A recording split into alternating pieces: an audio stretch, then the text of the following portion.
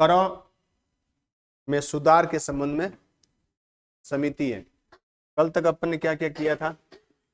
वित्त आयोग किया, प्रत्यक्ष और अप्रत्यक्ष कर किए, राज्यों की हिस्सेदारी की, राज्य कौन से कर लागू करता है, कौन से वसूल करता है, कौन खर्च करता है, कौन से खर्च करता है और कौन से केंद्र के पास जमा करवाता है। अब ये समिति है, काफी महत्वपूर्ण समिति है थोड़ी। यद्यपि इसमें पूछने का चांस तो यही है कि कब गठित हुआ ये और इसका संबंध किससे, इतना ही पूछेंगे इसमें। यद्यपि अपन इसके बारे में पूरा डिटेल करेंगे कि ये जो कैलकर समिति है वो प्रत्यक्ष और अप्रत्यक्ष करों में सुधार के लिए गठित की गई थी। देखो दोनों के लिए, कर सुधार में दोनों करों के संबंध में है ये, प्रत्यक्ष और अप्रत्यक्ष दोनों करों में सुधार के लिए। और इसने सिफारिश कब की? 2002 में। हाँ, ये यही काम, बाकी ये सुधार अब ये खत्म हो चुका है। हाँ, ये हर साल अभी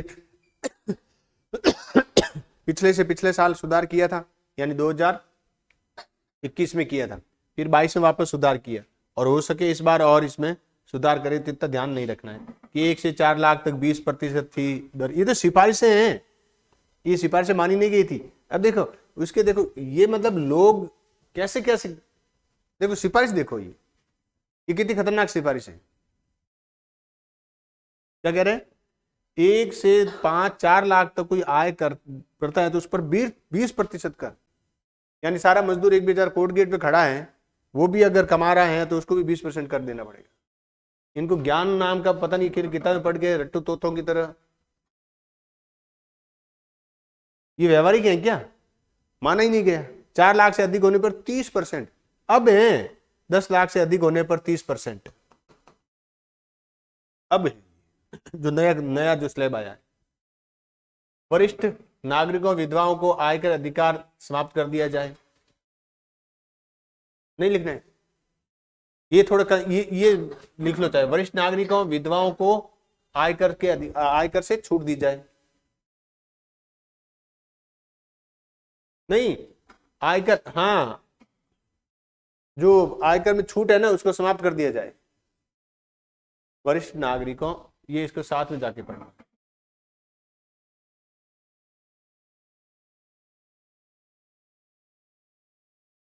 आयकर में छूट को समाप्त कर दिया जाए। यद्यपि नहीं पूछने वाले थोड़ा ध्यान रहे कि ऐसी सिफारिश की गई थी इसके द्वारा। कैलकर समिति प्रत्यक्ष और अप्रत्यक्ष करों से संबंधित है। अब देखो, आयकर में जो छूट मिलती है उसको समाप्त कर दिया जाए। हाँ, मतलब आयकर में जो छूट का, हाँ, टैक्स में जो छूट दी गई थी वरिष्ठ नागरिकों को उस समय, तो उसको समाप्त कर दिया जाए। आयकर में मिलने वाली छूटें जो और दूसरों को, वरिष्ठ नागरिकों को और विधवाओं के अलावा जिनको छूट मिलती है ना, 2 लाख तक की, 1,50,000, 1,50,000 ऐसे करके वो छूटें हैं, वो समाप्त कर दी जाएगी। यानी टोटल जितने भी आए, आप निवेश वगैरह करते हो तो निवेश भी छूट के दायरे में आएगा। फिर ये भी नहीं मानी गई, आवास के लिए जाने वाले ऋण पर ब्याज में आयकर की जो छूट सीमा है, यानी 1.5 लाख तक का जो आयकर देते हो, 1.5 लाख तक की अगर ब्याज देते हो तो उसमें जो ब्याज देते हो ना उसमें 1.5 लाख तक की छूट है। टोटल ब्याज दिया, मान लो किसी ने 5 लाख का ब्याज दिया तो 1,50,000 छूट की, ये छूट समाप्त कर दी जाए और केवल 50,000 छूट दी गई, और 50,000 रुपए तक के आवास पर 2% ब्याज दर में छूट दी जाए 5 लाख तक। एक भी नहीं मानी गई, एक भी नहीं मानी गई, केवल सिफारिशें थी। तो जितना ध्यान रखना है, कैलकर समिति का संबंध प्रत्यक्ष और अप्रत्यक्ष करों से। टेनवेट की दर 16% से 14% करना। सेंट्रल वैल्यू एडेड टैक्स, केंद्रीय मूल्य वर्धित कर,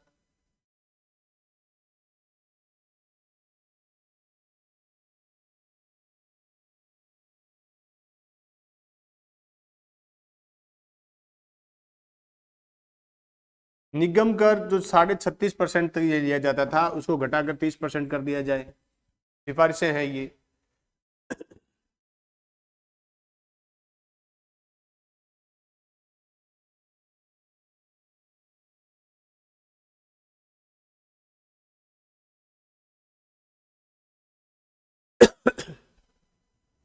फिर एक समिति गठित हुई, राजा चेल्लैया समिति के नाम से फेमस है ये, राजा की चेल्लैया समिति के नाम से फेमस है। 91 में गठित हुई और 93 में इसने अपनी रिपोर्ट दी। रिपोर्ट समिति का नाम ध्यान रखना, राजा चेल्लैया समिति। 91 में गठित हुई, 93 में। ये नहीं पूछेंगे कौन से, ये भी जरूरत नहीं है, आप तो केवल इतना ध्यान रखो ये चेल्लैया समिति है जो करों से संबंधित समिति है, बस इतना ही ध्यान रखने वाली लाइन है। इन्होंने क्या कहा, जो उपहार कर की सीमा है 20,000 रुपए है, उसको बढ़ा करके 30,000 कर दिया जाए। कि उपहार कर किस पे लगेगा, कितनी सीमा तक के उपहार पर लगेगा।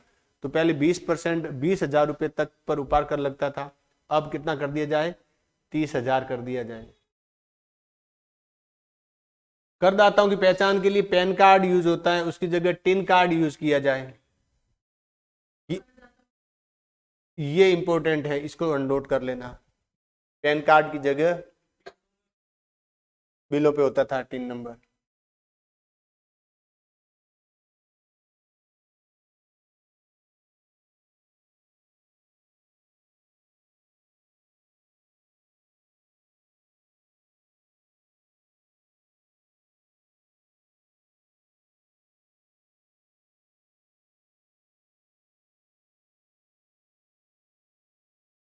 ये थोड़ा ध्यान रखना कि टिन कार्ड की सिफारिश किसने की थी पैन कार्ड की जगह।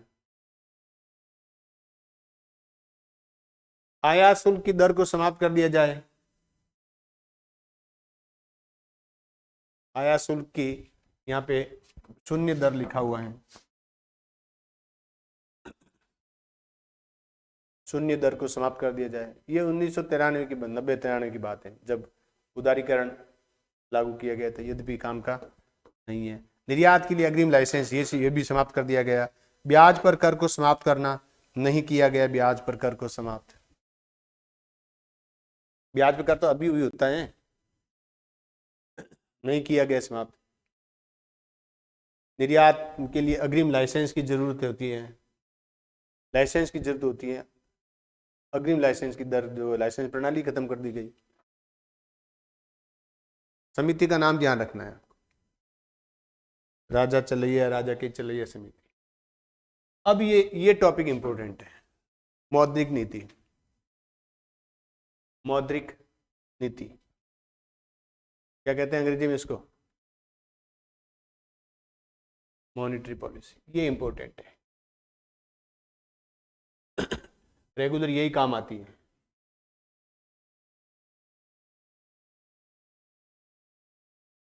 कौन जारी करता है मौद्रिक नीति, रिजर्व बैंक के द्वारा जारी की जाती है। कौन से अधिनियम के तहत, 1934 के बैंकिंग अधिनियम, बैंकिंग नियमन अधिनियम के तहत मौद्रिक नीति रिजर्व बैंक जारी करता है। और 1934 के अधिनियम के तहत, 1934 के अधिनियम के तहत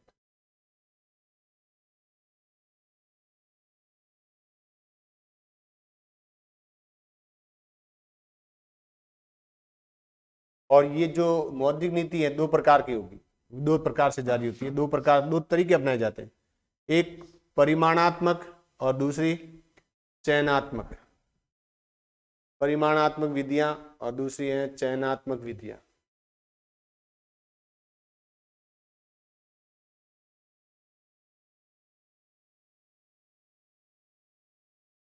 परिमाणात्मक विधियां और चयनात्मक विधियां, ये काम की है सारी सर, है कुछ नहीं है। जितनी भी विधियां होगी वो एक एक लाइन की है, समझने के लिए एक लाइन में समझ में आ जाएगी। अगर थोड़ा सा अगर रेगुलर टच में हो, मौद्रिक नीति अखबार वगैरह पढ़ते हो तो जल्दी समझ में आ जाएगी, वरना कुछ पॉइंट है वो याद करने ही पड़ेंगे आपको। और अखबार पढ़ते हो और पता है कि बैंक दर क्या होती है, SLR क्या होती है, CRR क्या होती है, रेपो दर क्या होती है, खुले बाजार की क्रियाएं क्या होती है। कौन करेगा मौद्रिक नीति जारी? रिजर्व बैंक जारी करता है। कहीं कहीं ऑप्शन में ये भी आएगा वित्त मंत्रालय, कहीं पर आएगा वित्त मंत्री। नहीं, कौन जारी करेगा? Reserve bank. ये परिमाणात्मक विधियां हैं, यानी इसको ऐसे भी कह सकते हैं कि मात्रात्मक विधियां हैं। हाँ, परिमाणात्मक विधियां, उन्हीं की डिटेल है ये। बैंक दर, खुले बाजार की क्रियाएं, CRR, SLR। ये CRR है, कैश रिजर्व रेशियो, और ये है SLR, स्टैट्यूटरी लिक्विड रेशियो।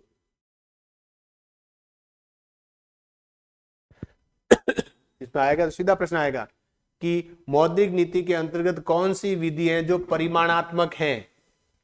तो इसमें 4 ऑप्शन ये होंगे, 3 ऑप्शन इसमें से कोई एक आ जाएंगे और कोई एक ऑप्शन अलग दे देगा। कौन सा परिमाणात्मक नहीं है?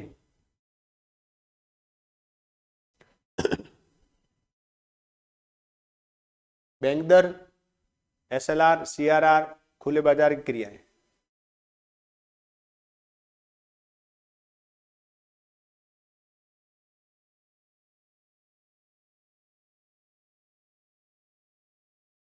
हो गया?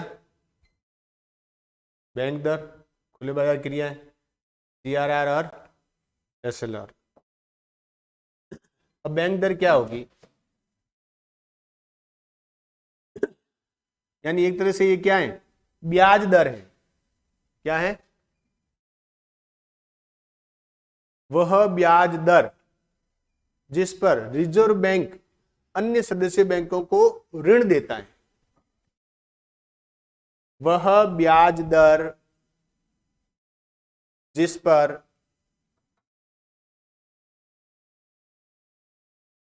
रिजर्व बैंक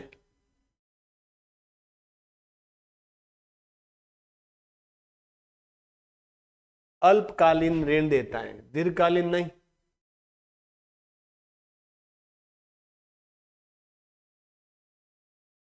अल्पकालीन ऋण देता है। कौन दे रहा है ऋण? Reserve bank. और बदले में बैंक से क्या लेगा? ब्याज लेगा। रिजर्व बैंक ने, मान लो आरबीआई ने किसी बैंक को ऋण दिया, जैसे SBI को ऋण दिया या किसी भी बैंक को ऋण दिया, HDFC या जो भी बैंक हैं, बैंक ऑफ बड़ौदा, यानी सभी बैंकों को जो ऋण देने की जो दर है वो दर निर्धारित कर दी 3.5%। अब बैंक आरबीआई ने इन बैंकों को ऋण दिया और ब्याज दर कितना लिया? 3.5। अब इन बैंकों ने ये जो पैसा लिया उस पैसे को आगे 9.5% की ब्याज दर से आगे दे दिया, उधार दे दिया।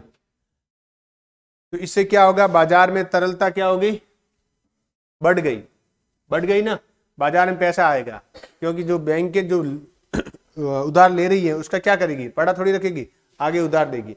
अब रिजर्व बैंक ने क्या किया कि उसे लगा कि बाजार में पैसा ज्यादा है, तो इसको जो इंटरेस्ट रेट है उसको बढ़ाकर 4% कर दिया, यानी 0.50 बढ़ा दिया। तो अब ये क्या करेंगे? यहां या तो यहां इंटरेस्ट रेट बढ़ाएंगे, इसको बढ़ाएंगे, और इसके अलावा बाजार में तरलता भी कम आएगी, लोग कम उधार लेंगे। समझ गए? इसको बढ़ाया तो ये अपने आप बढ़ जाएगी। इसलिए जब भी बैंक दर बढ़ती है तो ऋण वगैरह महंगे होते हैं। हाँ, और ये घटाते नहीं है, ये घटाते नहीं है। कभी कभी ये 3.5 है, उसकी जगह ये 3.25 कर देती है, लेकिन ये कम नहीं करते। इसके बदले में रिजर्व बैंक ऐसे नहीं दे दी कि ठीक है आप ले जाओ पैसा, आरडी का बंटवारा नहीं होगा। उसके बदले में क्या जमा करानी पड़ेगी, कोई न कोई सिक्योरिटी देनी पड़ेगी। लिख लो, यह उधार या यह ऋण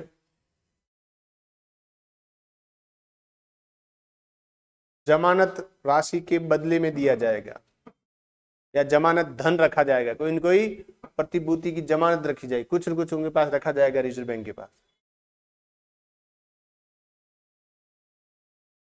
बैंक दर से, यानी ये समझ लो अपन बैंक से उधार लेते हैं और बैंक है वो रिजर्व बैंक से उधार लेता है।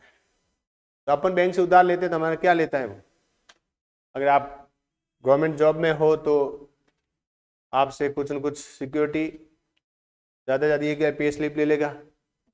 गवर्नमेंट जॉब में होने वालों को वो उधार जल्दी मिल जाता है और बिना सिक्योरिटी क्यों मिलता है, और वो फिर खा के भाग जाए तो क्या कर लोगे, क्या कर लोगे, क्या कर लेगी बैंक।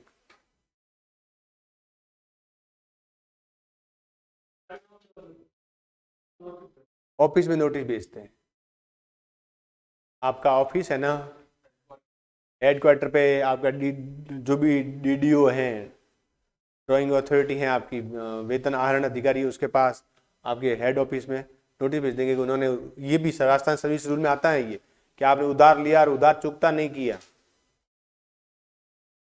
तो उसका भी जवाब देना पड़ेगा। तो वहां से फिर आपकी इंक्वायरी शुरू हो जाएगी और वहां से इंक्वायरी खत्म होने का, शुरू होने का मतलब आपके वेतन में कटौती, वेतन रोका जा सकता है आपका। और वहां से हो सके ऊपर से ही पैसा उस बैंक को दे दिया जाए, इसलिए करते नहीं, इसलिए इनको दे देते हैं कि पैसे आ जाएंगे, कहीं नहीं जाएंगे। ऊंची बैंक दर, मैं पहले बता चुका हूं, ऊंची बैंक दर से साख का संकुचन होता है। ये बात समझ में नहीं आई है, दोबारा बता दो। ऊंची बैंक दर कितनी है, 5%। ऊंची है, उसको बढ़ाकर 6% कर दिया तो बाजार में पैसा, अब जो बैंक उधार ले रहे हैं वो लेंगे क्या, लेंगे कि नहीं लेंगे। रिजर्व बैंक है, रिजर्व बैंक की जो बैंक दर थी वो 5-6% थी, बैंक ले रहे हैं आराम से। ये तो बहुत ज्यादा है, ये बता रहा हूं मैं, इतनी नहीं होती है, 6% है। और आरबीआई को लगा कि बाजार में पैसा बहुत ज्यादा फ्लो हो रहा है तो उसने क्या किया, 6.5% कर दिया।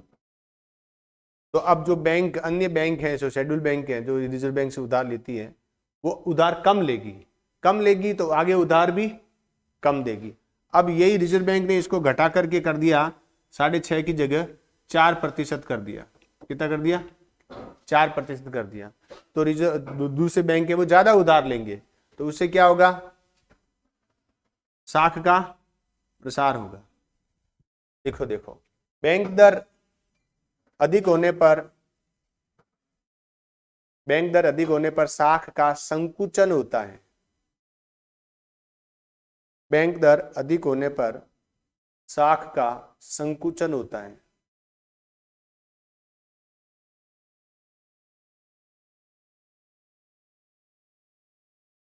और बैंक दर अधिक होने पर साख का संकुचन होता है और कम होने पर साख का प्रसार होता है। ये समझ गए ना, साख का संकुचन क्यों होगा, सीधी सी है, बाजार में बैंक का इंटरेस्ट रेट कम हो रखा है, बैंक से फोन आता है आपके पास कि अभी पर्सनल लोन का इंटरेस्ट है वो 8% हो रखा है, तो हर आदमी जो भी थोड़ा कमाने वाला है वो सोचेगा कि 8% तो कम ही है, वो उधार लेगा उधार। और यही अगर पर्सनल जो ऋण का, पर्सनल लोन का जो इंटरेस्ट रेट है वो 12-13-14% हो, 15% हो, उधार लेगा। बैंक से फोन आया कि इंटरेस्ट रेट कम हो रखा है, कितना कि पहले तो 18% था अब 17% हो गया, तो वो क्या ये कौन सा कम है, तो उधार लेगा, नहीं लेगा। रिजर्व बैंक जब अपना ब्याज दर, बैंक दर क्या है, बैंक दर, रिजर्व बैंक जो पैसा उधार देती है उस पर जो ब्याज लेती है वो बैंक दर है। खुले बाजार की क्रियाएं क्या होगी? कुछ बॉन्ड वगैरह हैं उनको बेचना है, बॉन्ड वगैरह को बेचना है, और ये रिजर्व बैंक के द्वारा होगा। तो बॉन्ड क्यों बेचेगी? क्योंकि सरकार को उधार चाहिए, सरकार अपने घाटे को पूरा करने के लिए रिजर्व बैंक से क्या ले रहा है? उधार ले रहा है, या रिजर्व बैंक के माध्यम से अपने बॉन्ड बेच रही है। तो क्या देखो, खुले बाजार क्रियाओं से तात्पर्य क्या है? साख की मात्रा को नियंत्रित करने के लिए रिजर्व बैंक के द्वारा सरकारी प्रतिभूतियां, प्रथम श्रेणी के बिलों, प्रतिज्ञा पत्रों की क्रय विक्रय से विक्रय होता है। लिखो इसको, देखो, साख को नियंत्रित करने के लिए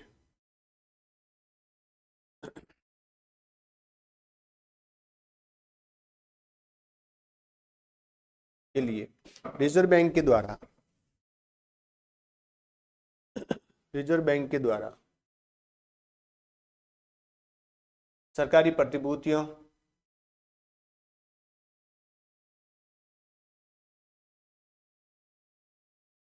प्रतिज्ञा पत्रों, ऋण पत्रों,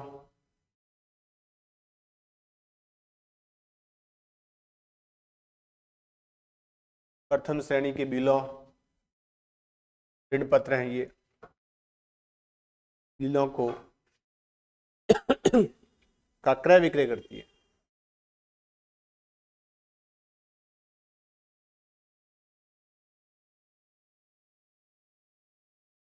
तो अगर ये ऋण पत्र बेचती हैं तो बाजार से पैसा रिजर्व बैंक के पास आएगा। रिजर्व बैंक ने क्या किया? बॉन्ड बेचा है जनता को, बैंकों को बॉन्ड बेचा है, तो बैंक उसके बदले में पैसा देगी रिजर्व बैंक को, और वो पैसा रिजर्व बैंक के पास जमा होगा और वो फिर सरकार को देगी। और अगर क्रय करती हैं तो रिजर्व बैंक क्या कर रही है? अन्य बैंकों से बॉन्ड खरीद रही है और बदले में क्या दे रही है? पैसा दे रही है।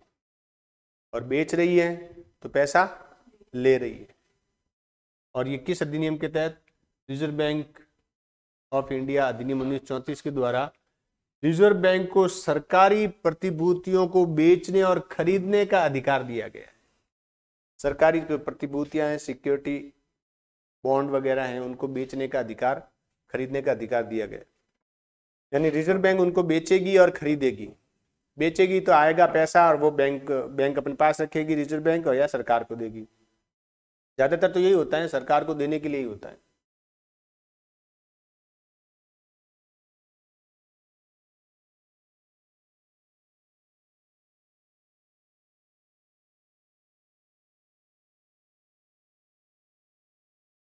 इसको देखो, रिजर्व बैंक मौसमी आवश्यकताओं को, यानी अवसर विशेष पर जब मार्केट में पैसों की ज्यादा जरूरत होती है या पैसा ज्यादा हो गया है, तो उस स्थिति में वो क्या करेगी?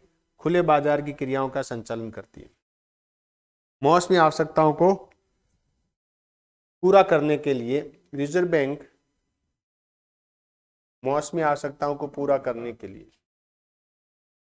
रिजर्व बैंक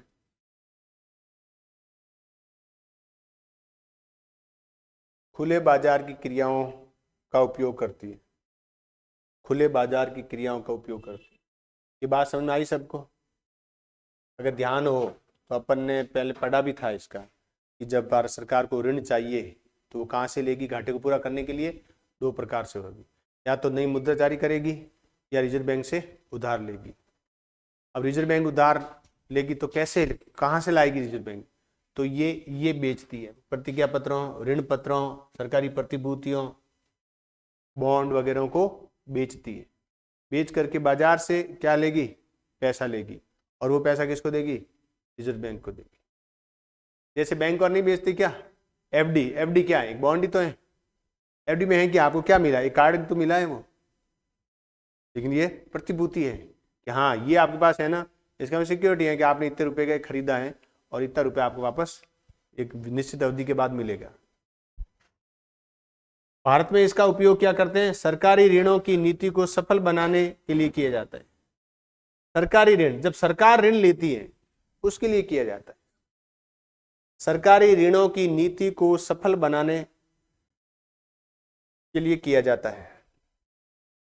सरकारी ऋणों की नीति को सफल बनाने के लिए किया जाता है।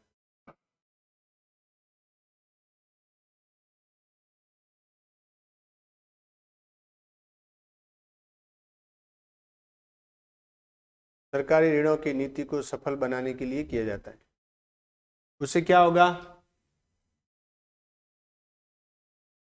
और क्या हो सकता है? देखो, सरकारी ऋणों की नीति को, यानी सरकार उधार लेती है उसको सफल बनाने के लिए। तो सरकार उधार कहां से लेगी? सरकार के दो ही स्रोत है, रिजर्व बैंक जो कहे कि रुपए छाप दो नए, या फिर नए नोट निर्गमन करके, और दूसरा है उधार लेके। तो उधार किससे लेगी? तो रिजर्व बैंक से लेगी। सरकार का बैंक कौन है? रिजर्व बैंक है। सरकार का बैंक कौन है? रिजर्व बैंक है। तो उससे लेगी है। बैंकों का बैंक अभी आया था ना पीछे, बैंक दर का निर्धारण बैंकों का बैंक रिजर्व बैंक ही तो करेगा। तो अब वो कहां से लाएगा पैसा? तो या तो नए नोट जारी करें। नए नोट जारी करने का मतलब तो गड़बड़ है, नए नोट जारी नहीं होंगे इतने जल्दी से। तो बाजार में जो पैसा है, तरलता, उसको सोखने का काम करेगी, के लिए काम करेगी। तो क्या करेगी? बॉन्ड बेचा, बैंकों को कहा ये लो हमारी तरफ से बॉन्ड की बिक्री हो रही है, वो बैंक उसको खरीदेंगे। बाजार का मतलब यूं नहीं कि अपन जाएंगे और रिजर्व बैंक से बॉन्ड खरीदेंगे, नहीं, बैंक के माध्यम से होगा। ये भी किससे होगा? बैंक से ही होगा। बैंकों के पास जो पैसा पड़ा है ना, वो रिजर्व बैंक को दे देते हैं। SLR का, CRR का जो पैसा पड़ा है, जो रिजर्व रखने के अतिरिक्त जो बचत पड़ी है, उसको देता है। या फिर क्या करेगा? सरकारी प्रतिभूतियों के मूल्य को स्थिर बनाने के लिए, अगर सरकारी प्रतिभूतियों का मूल्य है वो नीचे चला गया है कि बहुत सस्ते हो गए, तो उसको वो क्या करेगा? वापस खरीदेगा। और मूल्य ऊपर हो गया है तो उसको बेचेगा, ताकि उसका मूल्य नियंत्रित रहे। खुले बाजार की क्रियाएं कहते हैं इसको। रिजर्व बैंक के द्वारा सरकारी प्रतिभूतियों को बेचना। नगद कोषानुपात, कैश रिजर्व रेशियो, नगद आरक्षण अनुपात भी कहते हैं इसको।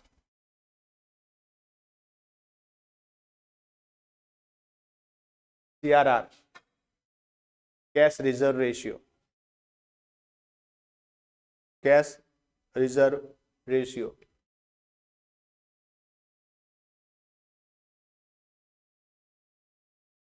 ये क्या है? देखो, इसको लिखना मत। पहले क्या करती है बैंक, कोई भी बैंक, शेड्यूल बैंक की बात कर रहे हैं, जैसे मान लो SBI, सभी बैंकों के लिए होगा ये नियम, ले लेते हैं। बैंक अपने पास रोज, बैंक के पास जमा आती है, FD आती है, पैसा बहुत ज्यादा या कम आ रहा है, ज्यादा आ रहा है, उससे कोई फर्क नहीं पड़ेगा। तो जो पैसा आ रहा है वो किसका है? जनता का पैसा है। बैंक अगर डूब गई, बैंक घाटे में चली गई, तो जनता का पैसा कौन देगा? बैंक ने कह दिया हमारा तो घाटा हो गया, जो गैर निष्पादित परिसंपत्तियां NPA हैं वो बहुत ज्यादा हो गया है, हमने उधार इतना दिया कि लोगों का वापस पैसा आ नहीं रहा है, डूबत खाते चला गया पैसा। तो ठीक है भाई, डूबत खाते चला गया तो बैंक का ये दायित्व तो बनता है ना कि जो उनके खाता धारक हैं, जिन्होंने बैंक में पैसा जमा करवाया है, उनका पैसा डूबना नहीं चाहिए। तो ग्राहकों की सुरक्षा के लिए, उनके द्वारा जमा किए गए पैसों की सुरक्षा के लिए ये नीति अपनाई जाती है। इसमें क्या होगा कि किसी भी बैंक के पास टोटल जितना पैसा जमा है, टोटल जमा है, रोज जमा होता है, महीने में जमा होता है, साल भर में जितना जमा होता है, उसका एक निश्चित अनुपात रिजर्व बैंक के द्वारा फिक्स कर दिया जाता है, और उतना पैसा है वो रिजर्व बैंक के पास जमा करवाना पड़ेगा। किसके पास जमा करेंगे? रिजर्व बैंक के पास जमा करवाना पड़ेगा।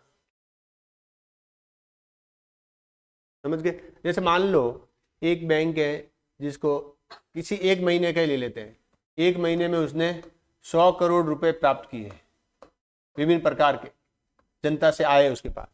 तो 100 करोड़ में से सरकार ने नियम बना रखा है, किसी भी महीने में, किसी भी दिन में, ये जो प्रतिशत बता रहा हूं वो किसी भी दिन से लेकर के 1 साल तक होगा, 2 साल तक, जब तक अगला चेंज ना हो जाए। ये CRR फिक्स कर दिया कि 3.5%। क्या तो इसका मतलब 3.5 करोड़ रुपए एसबीआई के द्वारा रिजर्व बैंक के पास जमा करवाना पड़ेगा। कितना? ये अनुमान इतना लगभग जो रेशियो होता है वो इसके आसपास जो भी होगा, बैंक जो भी निर्धारित करेगी वो। अब पीछे कितने बचे? पीछे कितने बच गए? 96 कितने बच गए? 96.5 करोड़ रुपए बच गए। अब ये बैंक है अपना उधार बाजार में उधार दे सकती है। अब रिजर्व बैंक ने क्या किया कि पता चला कि मार्केट में पैसा बहुत ज्यादा है, तरलता लिक्विडिटी बहुत ज्यादा है, तो वो क्या किया उसने कि 3.5% की जगह पर 4% कर दिया। ये तो अपने अमाउंट छोटा ले रहे हैं, अरबों में होता है, अरबों में होता है तो ये खुद करोड़ों में आएगा, कई करोड़ों में आएगा। ये जो ये पैसा जमा हो रहा है ना वो 4% कर दिया। अब इस बैंक के पास यानी 4% कर दिया, इसका मतलब 4 करोड़ रुपए रिजर्व बैंक के पास जमा करवाने हैं। तो पीछे कितने बचे? 96 करोड़ ही बचे। तो अब वो बाजार में उधार ज्यादा देगी कम देगी?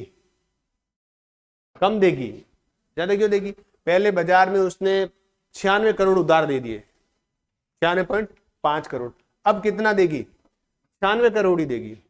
तो ये जो है ये इतना पैसा है वो बाजार से क्या हो गया? निकल गया, कम हो गया। तो इससे क्या हुई? तरलता नियंत्रित हुई है। आई बात समझ में? लिखो इसको, देखो लिखो। सभी वाणिज्यिक बैंकों के द्वारा अपनी कुल नकद का, वाणिज्यिक बैंक द्वारा अपनी कुल नकद का एक निश्चित भाग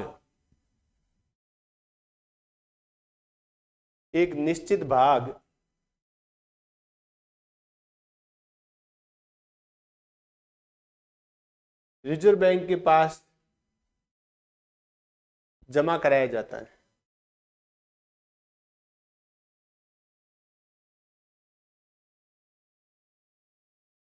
इस अनुपात को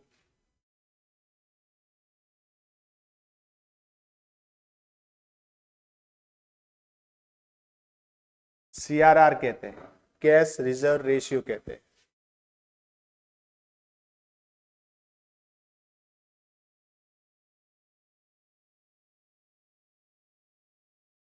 इस नीति का उद्देश्य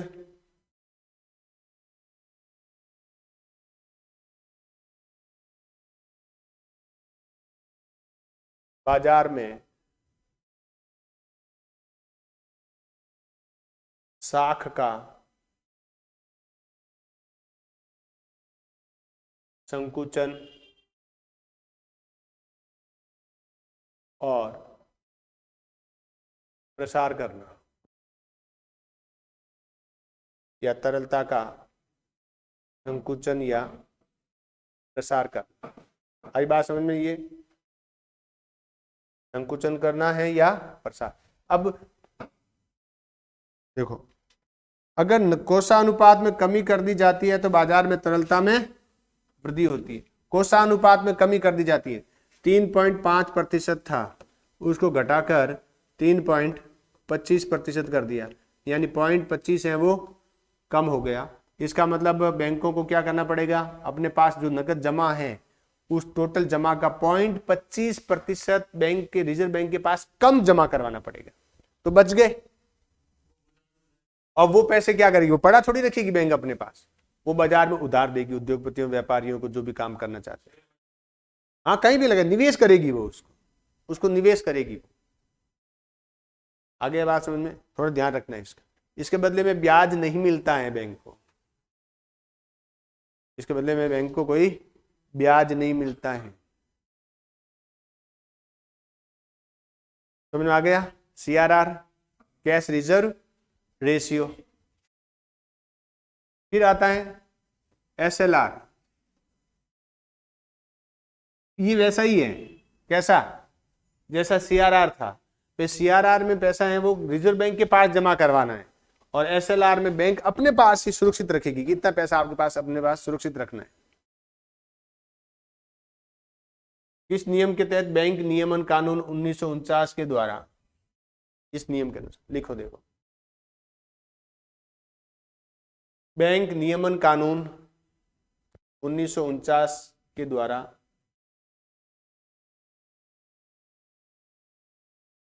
ये प्रावधान किया गया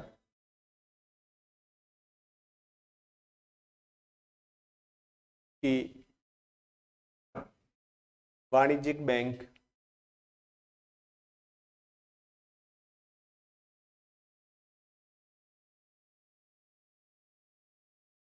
अपनी कुल जमा का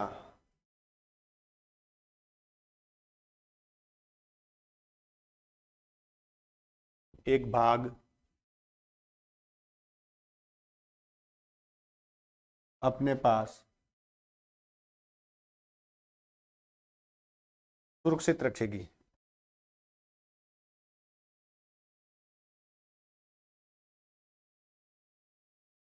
अपने पास क्या करेगी?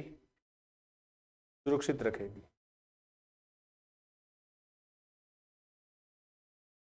समझ गए? तो क्या वो पैसा उधार दे सकती है? नहीं, वो पैसा उधार नहीं दे सकती, उसको रखना ही है। इसी को क्या कहते हैं? कानूनी तरलता अनुपात कहते हैं।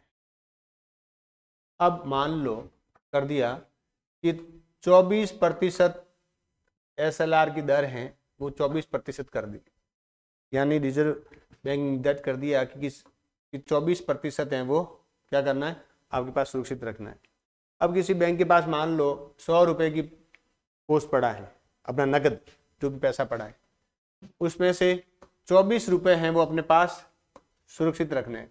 तो पीछे कितने बचे? 76 रुपए बचे। अब ये 76 रुपए है वो बाजार में उधार दे सकती है। अब इसमें से वो भी होगा, कौन सा? CRR भी इसमें से माइनस होगा। जो भी होगा कि मान लो अपनी एक बार इसी को देख ले, CRR भी होगा इसमें से। तो पीछे कितने बचे? 76 रुपए। अब ये 76 रुपए बाजार में उधार दे सकता है। रिजर्व बैंक को लगा कि बाजार में पैसा ज्यादा आ रहा है, बाजार में पैसा ज्यादा आ रहा है, तरलता बढ़ गई है, तो इसने क्या किया? इसको बढ़ा करके 28% कर दिया।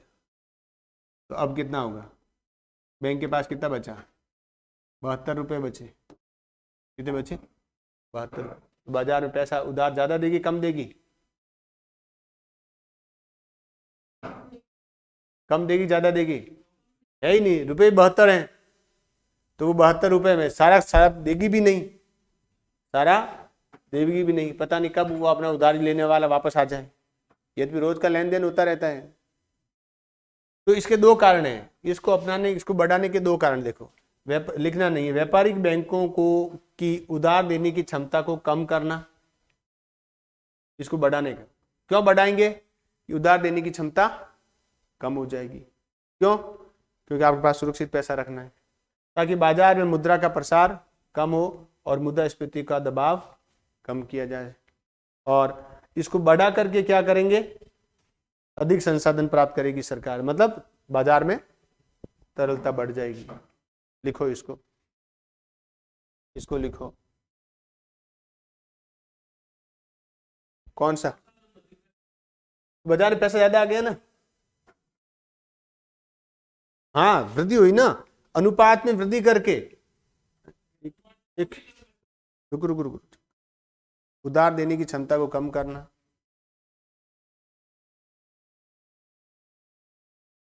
कानूनी तरलता में वृद्धि करने से सरकार को अधिक संसाधन प्राप्त होंगे।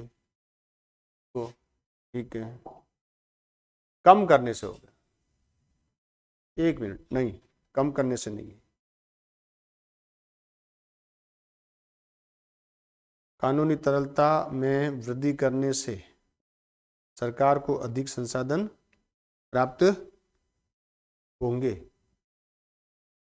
हाँ, इसको कम कर दो, सही है। कम करने से क्या होगा? बाजार में पैसा आएगा और सरकार भी क्या करेगी? उससे खर्च में वृद्धि होगी। लिखो इसको, देखो, बढ़ाने के दो कारण हैं।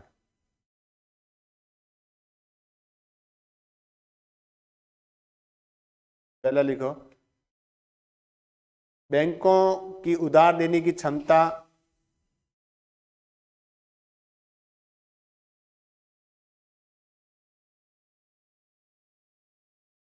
को कम करना, उधार देने की क्षमता को कम करना ताकि बाजार में मुद्रा का प्रसार कम हो।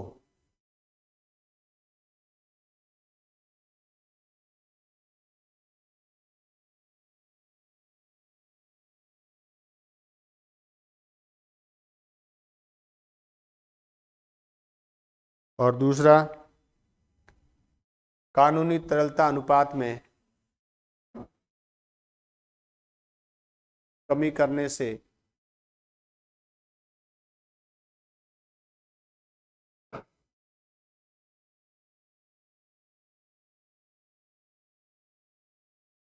क्योंकि ये है ना, अपन क्या कर रहे हैं, बढ़ाने का ही कर रहे हैं ये।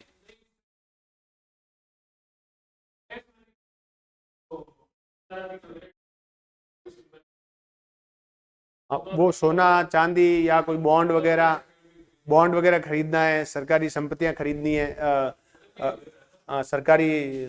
सरकार का जैसे जैसे मान लो सरकार ने सोना बेचा है, सरकार ने सोना बेच दिया और बैंकों ने सोना खरीद लिया, तो सोने उससे क्या होगा, सरकार को आय हो जाएगी।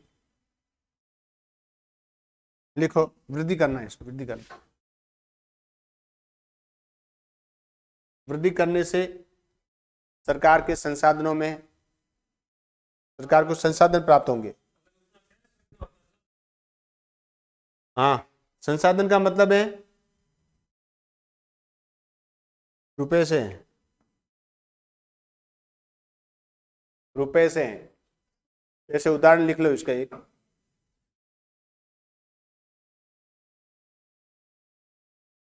इसका उदाहरण लिखो, जैसे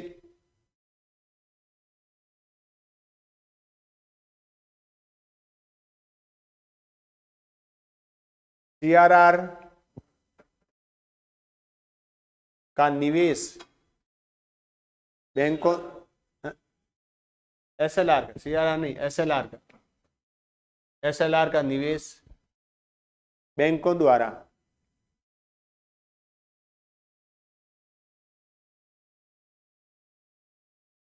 सोना चांदी या कोई बॉन्ड खरीदने में किया जाता है।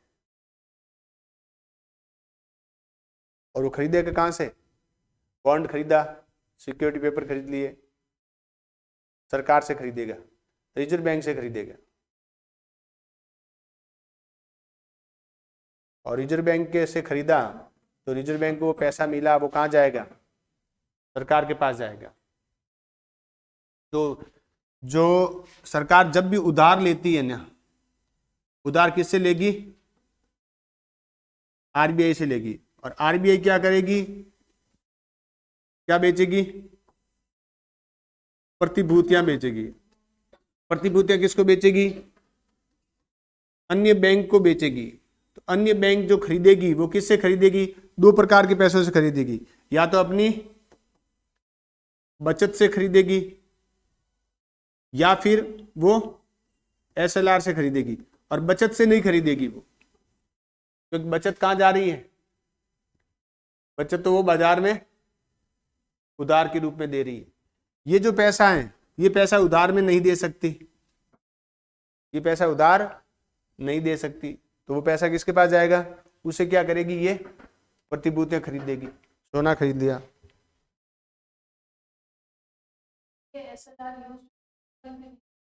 रिजर्व बैंक भी नहीं करेगा, इसका पड़ा ही रहेगा, आपको कुछ किसी न किसी रूप में पड़ा रहेगा। ये किसी ने, वो रिजर्व बैंक का है, वो नहीं होता है, वो इसी रूप में होगा जो भी होगा। एसएलआर का ही राशि होगी जो वो बॉन्ड के रूप में, सोने के रूप में, चांदी के रूप में रख सकता है अपने पास। वो उसकी इच्छा पे डिपेंड करता है कि वो एसएलआर को कहाँ निवेश करना है।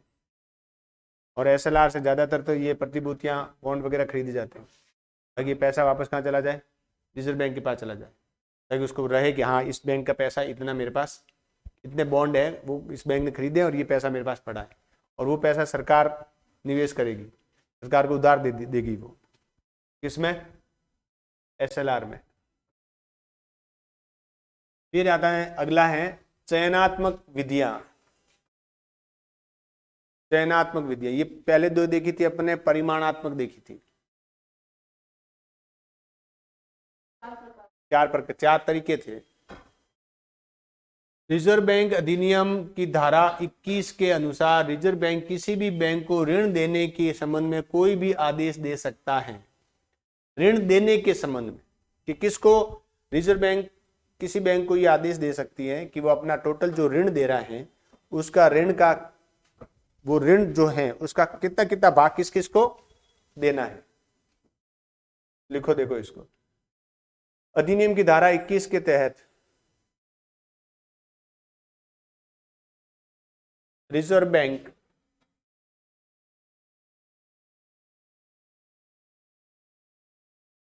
बैंक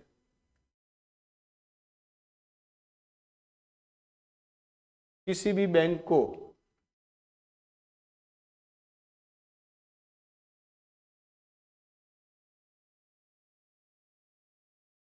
ऋण देने के संबंध में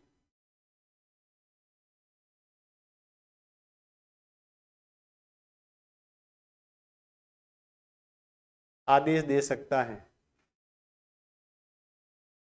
आदेश दे सकता है।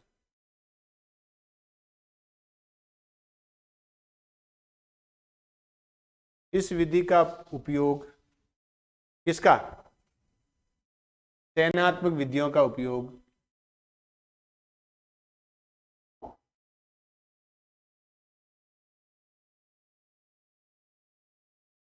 रिजर्व बैंक के द्वारा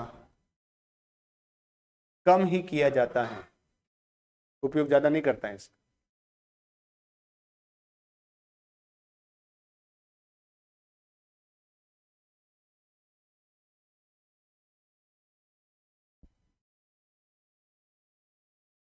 इसके लिए रिजर्व बैंक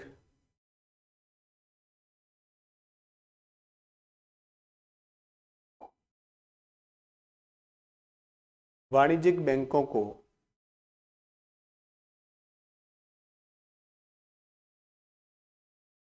निम्नलिखित निर्देश दे सकती है,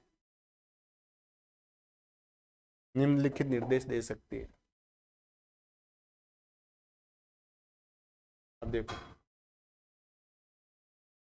वाणिज्यिक बैंक किन उद्देश्यों से ऋण देंगे या नहीं देंगे, ये बताएगी कि किस क्षेत्र में आपको ऋण देना है और किस क्षेत्र में ऋण नहीं देना है। पहला पॉइंट लिखो,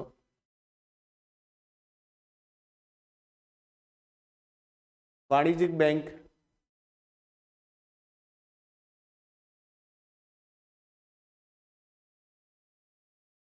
किन किन उद्देश्यों से ऋण देगा या नहीं देगा।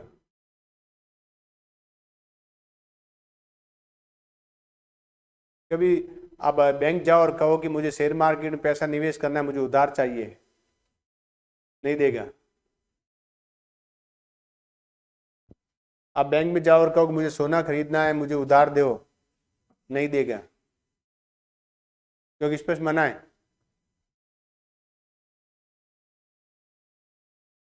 किसी उद्योग या फर्म को अधिकतम कितना ऋण दिया जाएगा और उसकी ब्याज दर कितनी होगी, ये भी बैंक ही निर्धारित करेगा। किसी उद्योग को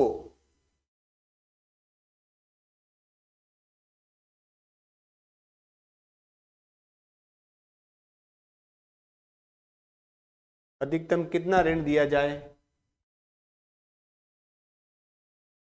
और उसका ब्याज कितना होगा,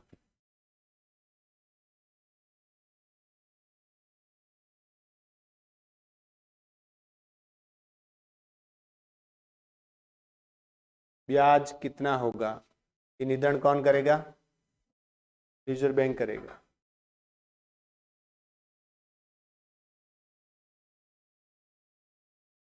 और सुरक्षित ऋणों का कितना भाग मार्जिन के रूप में रखा जाए, सीमांत के रूप में रखा जाए, रिजर्व बैंक करेगा। आगे ये यहां लिखने की क्या जरूरत है बार बार, ये क्या लिखा हुआ है? अपनाने के लिए निर्देश कर सकती है, तो करेगी कौन? रिजर्व बैंक करेगी। कि कितना ब्याज आप किसी फर्म को अधिकतम कितना उधार दे सकते हैं और उसका ब्याज दर कितनी होगी। फिर सुरक्षित ऋणों का कितना भाग है वो मार्जिन के रूप में सुरक्षित रखेगी। मार्जिन होता है। सुरक्षित ऋणों का कितना भाग सीमांत रखा जाएगा।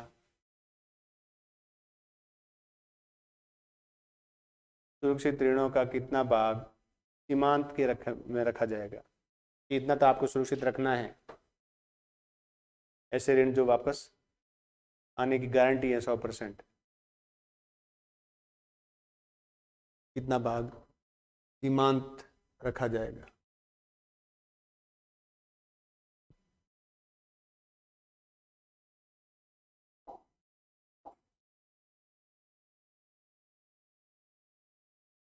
अब वो क्या क्या करेगी, ये तो इसके निर्देश है।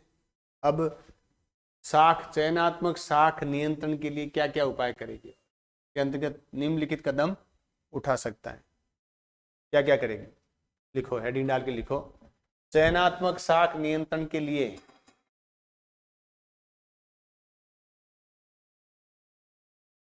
चयनात्मक साख नियंत्रण के लिए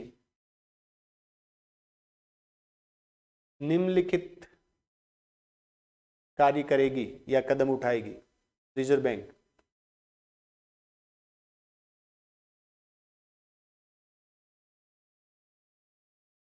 या कदम उठाएगी।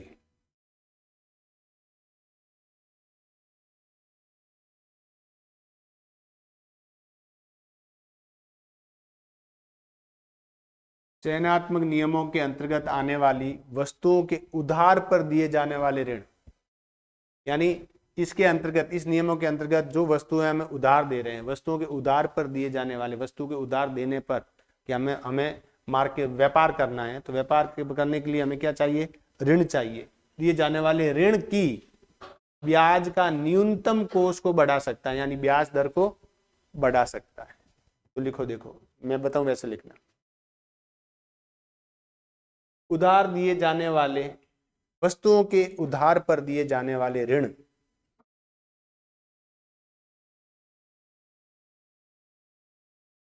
वस्तुओं के उधार पर दिए जाने वाले ऋण की ब्याज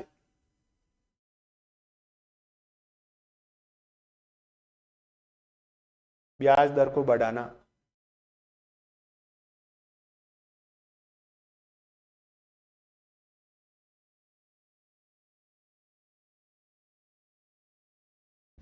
अब ये वस्तुएं कौन कौन सी हैं?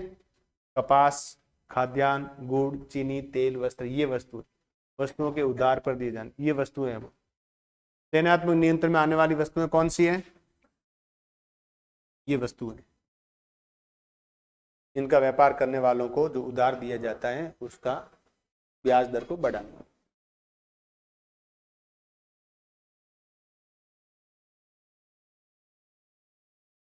वैसे इतना जरूरी नहीं है, ये इनका व्यापार करने वालों के लिए है। ये रोजमर्रा की चीजें हैं। और क्या करेगा रिजर्व बैंक? फसल का जो अनुमान है उसका कीमत है कितनी, पूर्ति की स्थिति के आधार पर ऋण की अधिकतम सीमा निर्धारित कर सकती है। यानी कृषि क्षेत्र में अधिकतम ऋण कितना देना है वो निर्धारित करेगा। इसको सीधा ये लिख लो, कृषि क्षेत्र में दिए जाने वाले ऋणों की अधिकतम, वैसे ये बहुत कम होता है इसका चयनात्मक। अभी देखो, आपने पढ़ा भी था कि आंशिक यूज करता है ये चयनात्मक का, ये यूज नहीं करते, ये मार्केट बेस पे चलता है अपने। हाँ, होता है ना, वो परसेंटेज निर्धारित कर दिए जाते, तो एक बार कर दिया जाता है कि कृषि क्षेत्र में आपको टोटल उधारी का 20%, 30% है या 40% है, कृषि क्षेत्र में देना है और उसकी ब्याज दर ये रहेगी। तो फसल का अनुमान, उसकी कीमत कितनी होगी, पूर्ति कितनी होगी के आधार पर ऋण की अधिकतम सीमा निर्धारित कर सकता है। यानी कृषि क्षेत्र में ऋण की अधिकतम सीमा निर्धारित करना।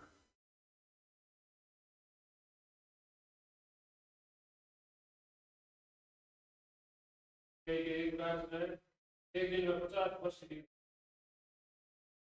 हाँ,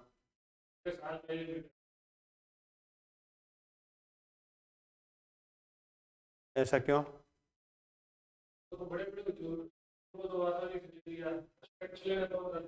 हाँ, ट्रैक्टर के लिए कम।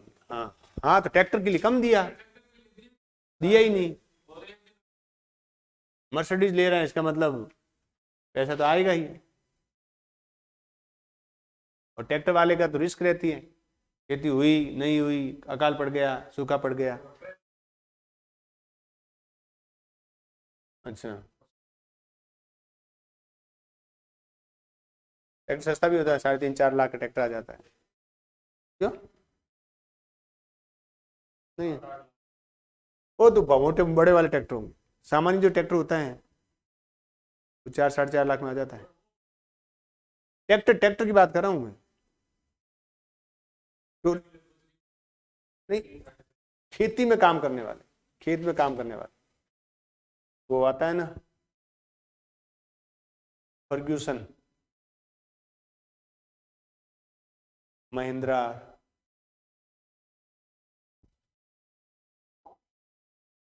वाणिज्यिक बैंकों के द्वारा नए उपभोक्ताओं को ऋण देने और पुराने उपभोक्ताओं के ऋण की मात्रा में वृद्धि करने के लिए रिजर्व बैंक से अनुमति लेनी होगी। नए उपभोक्ताओं को लिखो, देखो, नए उपभोक्ताओं को ऋण देने और पुराने उपभोक्ताओं की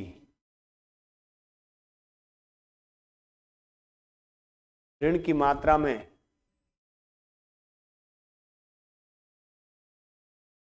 वृद्धि करने के लिए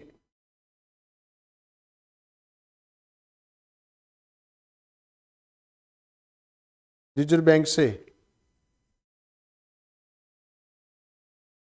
अनुमति लेनी होगी। रिजर्व बैंक से अनुमति लेनी होगी।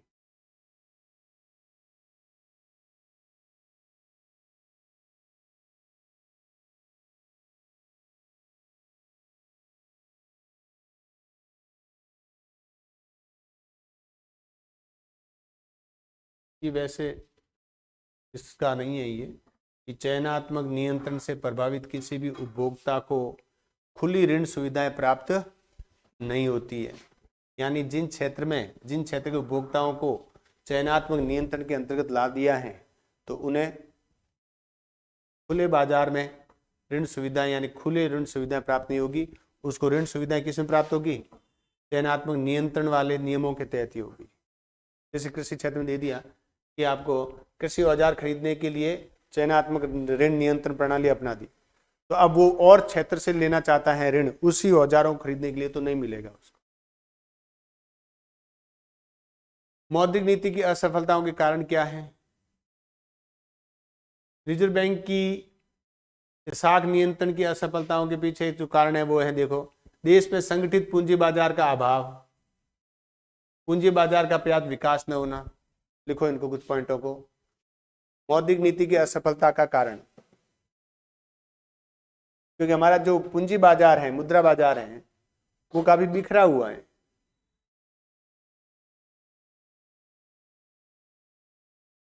मुद्रा बाजार का अभाव है,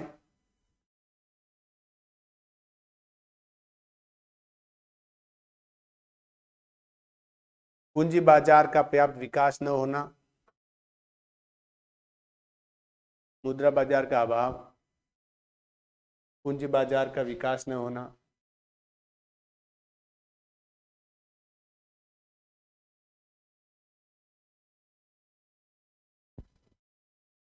और जो बैंक हैं, शेड्यूल्ड बैंक हैं, नेशनलाइज्ड बैंक हैं, वो सरकार की नीति के अनुसार काम नहीं करते हैं, वो अपनी मन मर्जी की कर लेते हैं कभी कभी। जो बैंक का मैनेजर होगा वो अपनी सेटिंग से भी देता है उधार। अभी परसों का ही अखबार में आया था, भारत के 2600 लोगों ने 1.96 करोड़ का उधार लिया और खा गए उस पैसे को। 2600 कुछ लोगों ने, 1.96 लाख करोड़।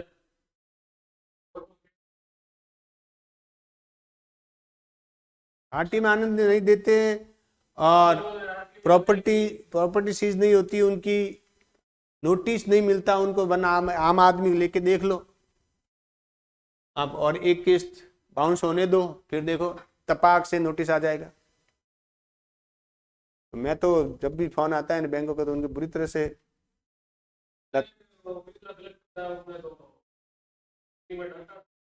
हाँ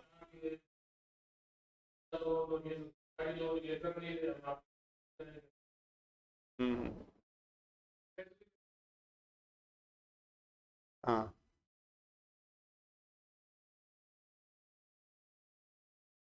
हाँ, तो वो है इसमें गड़बड़ी।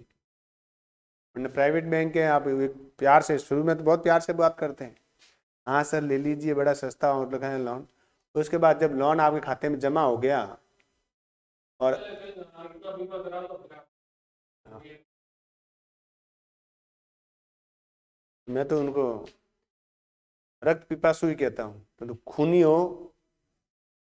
अभी 5-7 दिन पहले फोन आया, और ज्यादातर फोन किसका आएगा? लड़कियों का। ज्यादातर 100 फोन आ रहे हैं ना, तो 1 या 2 फोन ही कोई पुरुष को होगा, बाकी सारी महिलाएं या लड़कियां हों। उनकी बात में आ जाते हैं लोग, चुपड़ी चुपड़ी, हाँ बात बड़ी बच्ची करती है, तो इससे लोन ले लेते, पॉकेट में देवे गए भाई, तुम ब्याज नहीं लोगे। अब देखो रिजर्व बैंक का जो गैर बैंकिंग क्षेत्र में रिजर्व बैंक का नियंत्रण नहीं है। देखो रिजर्व बैंक का गैर बैंकिंग क्षेत्रों पर नियंत्रण न होना, रिजर्व बैंक का गैर बैंकिंग क्षेत्रों पर नियंत्रण न होना,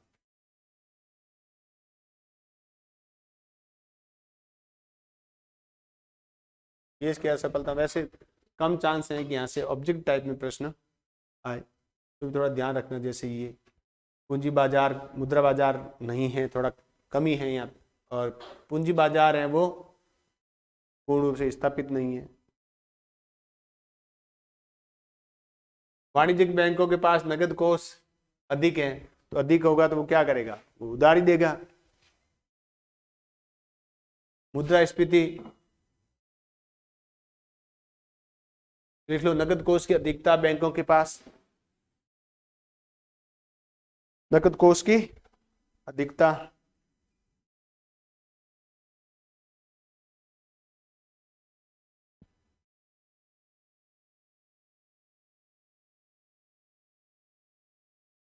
मुद्रास्फीति वैश्विक स्तर पर,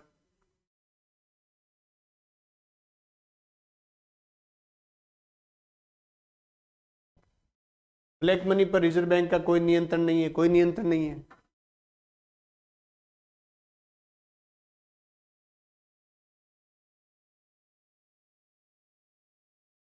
बाकी दूसरे ये प्राकृतिक कारण है ही है, अत्यधिक जनसंख्या, बेरोजगारी, प्राकृतिक आपदाएं, राजनीतिक गड़बड़ी, अस्थिर सरकारें, ये इसके दूसरे कारण हैं।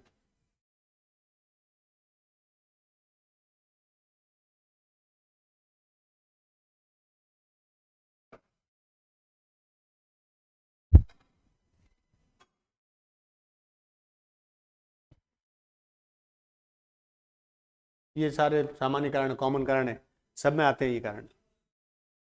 जनसंख्या वृद्धि, बेरोजगारी, प्राकृतिक आपदाएं, अस्थिर सरकारें, ये देश की अर्थव्यवस्था में के विकास में बाधक तत्वों में भी आते हैं। अत्यधिक जनसंख्या, कहीं पर समस्या है, कहीं कम जनसंख्या समस्या है। वो कोरिया का राष्ट्रपति तो रोने लग गया कल। किंग कॉन्ग कौन है वो?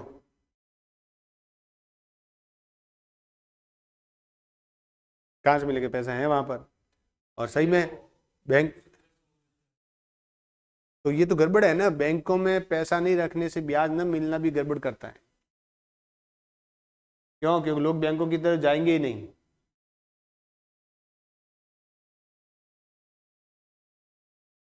और ये टॉपिक अपना खत्म हो गया।